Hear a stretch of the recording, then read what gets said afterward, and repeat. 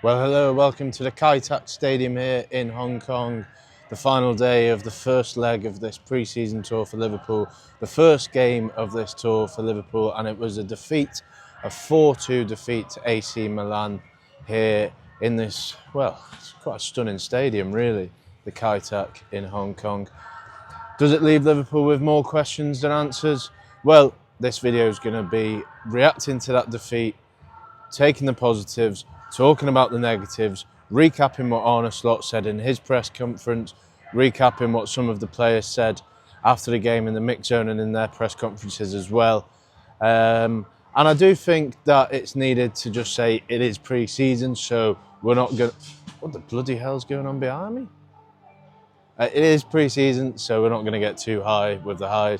We're not going to get too low with the lows, but I do think there are some big talking points to come out of that game, and I think the biggest one is a worry around the centre-backs. Now, it became common knowledge before the game, just before the game, that Joe Gomez had decided to fly home, or the club have decided with him for Joe Gomez to fly home because of what's been described to me as a minor Achilles injury. Now, to be honest, I've never heard of a minor Achilles injury. It's normally quite nasty, but I am assured that it's only minor and he should be back in a matter of weeks at the most, and he should be hopefully fit for that first game of the season against Bournemouth.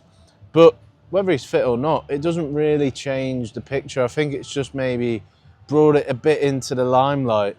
Liverpool only have 3 senior centre-backs. Obviously, Virgil van Dijk was ever present pretty much last season.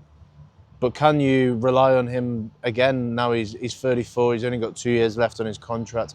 Yes, probably the best centre-back in the world, definitely the best centre-back in the world, in fact. But what if he gets an injury? And then Ibrahim Konate, the second choice. I mean, good defender, great season last season, best season in the Liverpool shirt for sure. But there's a lot of question marks over his future. And then we've got Joe Gomez, who, brilliant lad, really nice chap, but he can't be trusted to be fit for a full season.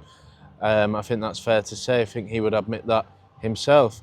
So I think Liverpool definitely need to sign a centre-back this summer, which sounds ridiculous because they've spent so much money, but I still think that is a glaring weakness or hole in the squad because, you know, if Virgil gets injured, what if he breaks his leg on the first game of the season? Or well, let's say the first game after the transfer window shuts. I think Liverpool would be in a very sticky situation. Obviously, they let Jarell Kwanzaa go. Good money, and there is a buyback clause in there or a matching right sort of thing. But I don't think any of the young centre-backs are quite ready to step up. I think if they were, maybe a Maranello or a Welity Lucky would have been on this tour. They're not on the tour. Ryan Gravenberch played there in the first half, and to be honest, yeah, he played okay. Maybe he was too high up and got caught out of position for the first goal, but he played some beautiful passes from that deeper role. The thing with Gravenberch at centre-back, it's not that he's a bad centre-back, it's that you lose what you get from him in midfield. He was one of the best centre-backs in the league. Sorry, one of the best centre midfielders in the league last season, if not the best. Why would you suddenly take that away? Wataru Endo can play there. As we know, he's a warrior, he's so tenacious. I love watching him play, as I mentioned on here before. But, again, does he have the legs to play there? So it's a worry for me. Kostas Tsimikas obviously played there. Second half, made a terrible mistake for Milan's 4th goal. So that's one of the big talking points from today. Let's swing it into a positive one maybe, and talk a little bit about Florian Wirtz. Oh wow, what a player! What a player! He's so good to watch up close and personal. Obviously, in one of the previous videos on this channel, go back and find it. I went to Munich to watch him for Germany in the Nations League. What was that? Probably 2 months ago now. And he was brilliant that night, and he was absolutely excellent tonight in that first half as well. I really enjoyed watching him play. He gets the ball on the swivel on the half turn, boom, and then he's gone. He's playing balls into the likes of Harvey Elliott. And to be honest, for better finishing from them lot, then, well, that he would have had an assist or two tonight. But yeah, Wirtz was excellent tonight. And I think one thing that's worth mentioning is the link-up that we saw with him and Mo Salah. The two of them seem to be on a good wavelength. and maybe Salah should have put one of them away. Maybe they overplayed slightly, but Wirtz, man of the match for me for a Liverpool perspective. Szoboszlai got it in the stadium, and I think he was being interviewed after the match, and the guy who was interviewing him asked him some strange questions, but I'm not sure about that. Another standout for me tonight was Rio Ngumoha on the left for Liverpool in the first half. Some really nice moments. I thought after about 20 minutes, I thought, it's not really affecting this game. But then he just had some moments, started to get on the ball, started to cause a lot of problems. And a lot of people say he is one for the future or the biggest prospect in Liverpool's academy. Absolutely, but I also think he is one for now. I think he's shown in the cameos in pre-season that he can be that sixth forward in the squad this season, and he can have a big role to play. He's brilliant.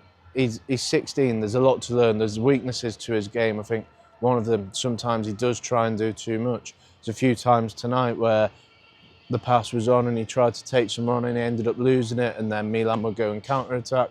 So that is something to bear in mind. There's a few things that he can improve. End product as well. I think the same really can be said about Trey Nyoni.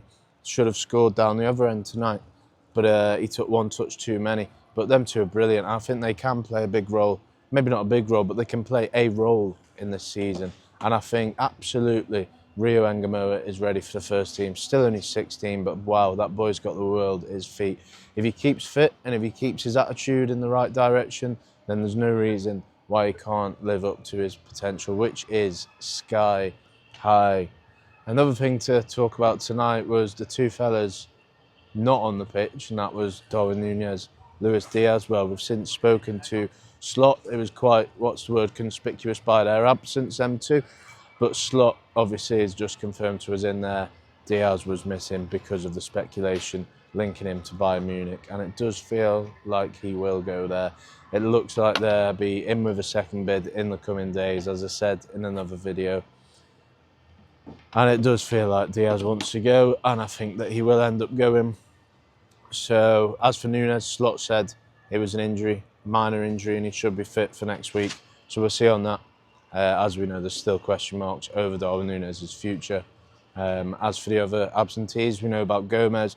McAllister told he should be back in full training by the time Liverpool land in Tokyo. They fly tomorrow afternoon, and there's a chance that he will be playing in the game in Yokohama.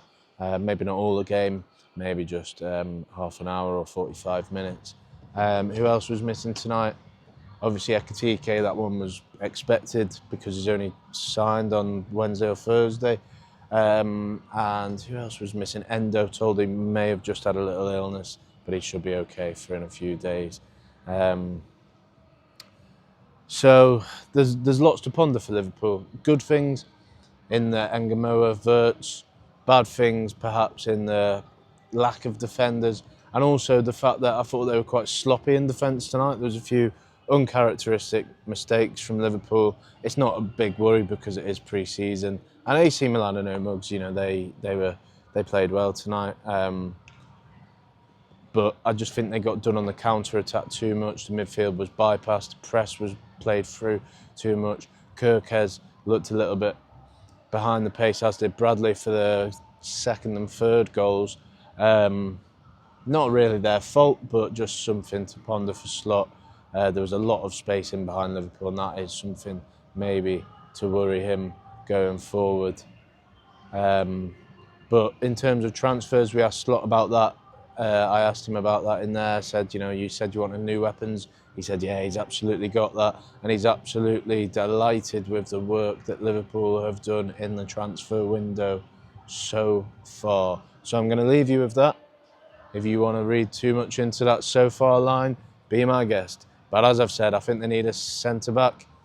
I think I've said if Isak's available, then absolutely go for him if you can afford him. But I don't think Liverpool are done yet, and if you follow this channel, you'll be first to hear about it. I'll be flying to Tokyo at 11 a.m. in the morning. I don't land until about 6 p.m. in the evening, so I need to find the time to do this video. But for all your coverage of this Liverpool tour and beyond, make sure you're liking, make sure you subscribe, and make sure you're following on Twitter. And Next time I'll be with you, I'll be in Tokyo. Have a good one all.